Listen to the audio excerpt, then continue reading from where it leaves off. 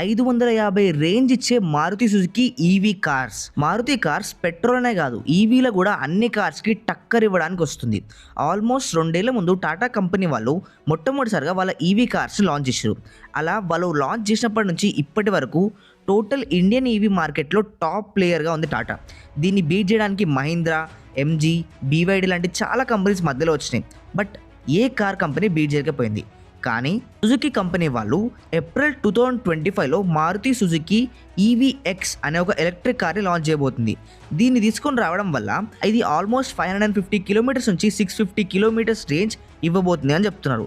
కానీ ఈ ఈవీ కార్స్లో వచ్చే పెద్ద దిమాగ్ ఖరాబ్ విషయం ఏంటంటే ఛార్జింగ్ స్టేషన్స్ ఉండవు. ఆ భయం వల్లనే చాలా మంది ఆగిపోతున్నారు. దీనికోసమే Maruti Suzuki company all over ఇండియాలో 25,000కు పైగా ఛార్జింగ్ స్టేషన్స్ పెట్టబోతున్నాం అని చెప్పేసి అనౌన్స్ చేసింది.